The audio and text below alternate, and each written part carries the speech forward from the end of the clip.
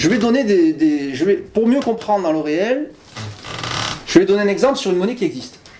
Et je vais vous apprendre des choses que vous savez sans doute pas. Pour certains, il y en a qui suivent les informations au jour le jour, vous savez déjà. Par exemple, il faut savoir, est-ce que vous savez combien il y a d'euros en circulation en zone euro?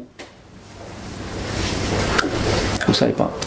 Alors les données publiées par la Banque centrale tous les mois concernant la monnaie, c'est essentiellement ce qu'on appelle monnaie dans la zone euro, c'est l'agrégat monétaire, ce qu'on appelle M3. Il y a plusieurs niveaux de monnaie, mais en gros, pour faire simple, il y a environ, dans cet agrégat monétaire M3, 30 000 euros par citoyen de la zone euro. En tout, il y a 10 000 milliards d'euros pour 300 millions de citoyens.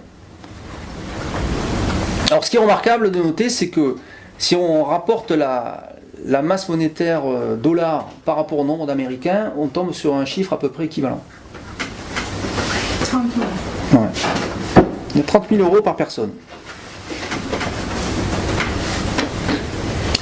Alors ce chiffre, qui est la masse monétaire M3, il faut en fait multiplier par 2. Alors je vous la fais courte parce qu'il faudrait y passer du temps. Mais il faut savoir que ces euros donc, sont créés sous forme de dette.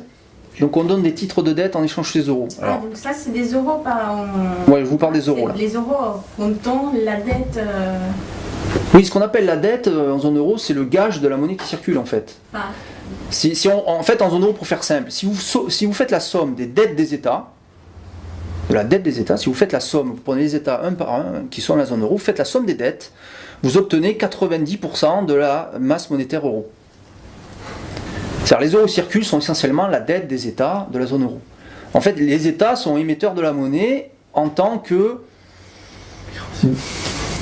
demandeurs de monnaie auprès du système bancaire sous forme de je te donne un bon du trésor, tu me donnes des euros. C'est ça. Mais les bons du trésor valent autant d'euros. C'est ça, alors c'est ça que les gens n'ont pas encore bien compris. Un bon du trésor vaut autant d'euros qu'il y a marqué dessus, puisque c'est gagé par l'État. Alors l'État peut lever autant d'impôts qu'il veut, si vous voulez, etc. Donc ce qui fait que le bon du trésor, on est quasi sûr qu'il sera remboursé. À court terme, si on réfléchit mal, parce que si on réfléchit bien, c'est n'importe quoi. Mais bon, à court terme, on se dit l'État va garantir, etc. Bon. En fait, à terme, ils finissent par se casser la figure aussi, pour des raisons plus profondes. Mais je ne peux pas tout dérouler, c'est pas possible. Mais essentiellement, un bon du trésor, ça vaut autant d'euros, puis c'est gagé par l'État. Donc l'État va vous payer de toute façon, c'est lui qui a garanti. Il n'y a pas plus gros garant qu'un État. Il faut savoir par exemple que Warren Buffett, vous connaissez Warren Buffett, c'est un des grands financiers de la planète, il a acheté une compagnie de chemin de fer en 2008 ou 2009, je ne sais plus, moi quand j'ai vu ça, ça m'a amusé, avait des bons du trésor. Bah, les gars qui ont vendu, ils n'ont pas dit non, ils ont pris les bons du trésor américains, ça leur va, hein. Ça leur va très bien, c'est autant de dollars que les dollars, je dirais, c'est deux revers de la même médaille en fait. Donc le fait de dire qu'il y a de la monnaie négative ou positive, c'est idiot, ça dépend où vous mettez le zéro si vous voulez. Hein. Le zéro est un nombre relatif d'ailleurs. Hein. Donc, quand on met zéro quelque part. Ce n'est pas le billet, c'est... 30 000, c'est ce qui circule sur les comptes. Les billets, c'est en fait très peu. Les billets de banque, c'est de l'ordre de 2% de la monnaie, c'est très peu.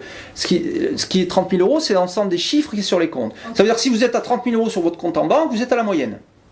Si en plus vous avez de l'assurance vie, qui en fait c'est des bons du trésor, il faut le savoir, c'est pas autre chose, eh bien, pour 30 000 euros de bons du trésor, eh bien, vous êtes même plus que... Vous êtes à la vraie moyenne en fait là du coup. Vous avez 60 000 d'avoir en euros sous forme de bons du trésor d'un côté et d'euros émis de l'autre. Dans ce cas-là, vous êtes à la vraie moyenne de ce qui a été émis. D'accord ? Et la dette des entreprises, elle est où alors ? Elle existe aussi, mais finalement c'est peu par rapport à ce qui existe comparé aux dettes des États. Pourquoi ? Parce que les entreprises remboursent leurs dettes. Donc entre celles qui remboursent et celles qui réempruntent, c'est quelque chose d'assez... voilà. C'est pas si gros que ça en fait. C'est important, mais c'est pas si gros que ça. Pour ça je te dis, la somme des dettes des États, c'est pas 100% de la monnaie non plus. C'est 90 ou 80% de la monnaie. C'est beaucoup, c'est une grosse part de la monnaie. Quoi. C'est ça qu'il faut comprendre. C'est essentiellement, on vit donc avec une monnaie qui est émise sous forme de dette des États. Voilà, faut le savoir. C'est pour ça que quand ils disent il faut arrêter le déficit, c'est arrêter que les États créent de la monnaie en permanence, parce que ça peut détruire des pans entiers de l'économie. On l'a vu, si vous créez de la monnaie, vous dévaluez la monnaie des autres. Mais vous voyez ?